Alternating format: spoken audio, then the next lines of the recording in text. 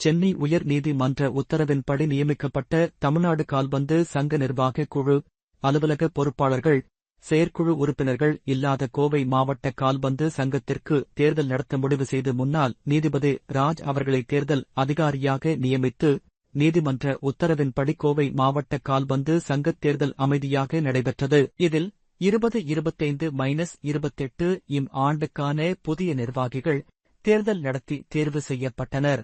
இதில் மாவட்ட கால்பந்து சங்க தலைவராக மதன் செந்தில், உதவித் தலைவர்களாக ராஜா, பிரேம்நாத், ராஜேந்திரன், ஸ்ரீஹரி ஆகியோர் போட்டியின்றி தேர்வு செய்யப்பட்டனர். மேலும் செயலாளராக அனில்குமார், உதவி செயலாளராக சிவசுப்பிரமணியன், பொருளாளராக சண்முகம், செயற்குழு உறுப்பினர்களாக சுந்தரராஜ், செல்வக்குமார், பிடசிங் செல்வக்குமார், சவுந்தரராஜன், அஜேஷ், வினோத், ராபின்சன் ஆகியோர் போட்டியின்றி தேர்வு செய்யப்பட்டனர்.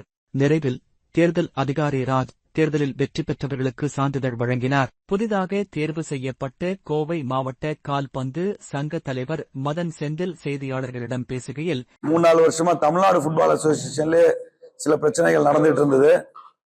அதெல்லாம் முடிஞ்சு ஒரு ஜட்ஜ் அப்பாயின்மெண்ட் பண்ணி எலெக்ஷன் கமிட்டிக்கு தேர்ந்தெடுக்கப்பட்டு ஹைகோர்ட்டே ஒரு அப்பாயின்மெண்ட் கமிட்டி பண்ணுச்சு. அவங்க அப்புறம் கோயம்புத்தூர் டிஸ்ட்ரிக்ட்டுக்கு எலெக்ஷன் வைக்கிறதுக்கு ஒரு ஜட்ஜஸ் பேனல் ஒருத்தர் போட்டாங்க. அந்த ஜட்ஜஸ் பேனல் வழியா எலெக்ஷன் நடத்துறதுக்கும் சில ஸ்போர்ட்ஸை பத்தி நினைக்காம இதுக்கு சுயநலத்துக்காக ஒரு 3-4 பேர், நிறைய பேர் கிடையாது, 3-4 பேர் தடங்கல் பண்ணிட்டே இருந்தாங்க. திருப்பி ஹைகோர்ட் போனாங்க இதுக்கு எகெயின்ஸ்ட். இங்க லோக்கல் கோர்ட்ல போனாங்க. எல்லா பக்கமும் அவங்களுக்கு தகுந்த மாதிரியான ஆர்டர் கிடைக்கல, எல்லாம் ரிஜெக்ட் பண்ணப்பட்டுச்சு. ஹைகோர்ட்ல போட்ட கேஸும் ரிஜெக்ட் பண்ணப்பட்டுச்சு போன வாரம். அதுக்கப்புறம் தான் நம்ம ஜட்ஜஸ் பேனல் இந்த எலெக்ஷன் நடத்திடுவோம் அப்படின்னு முடிவெடுத்து சட்டப்படி இன்னைக்கு ப்ராப்பரா எலெக்ஷன் நடந்துச்சு.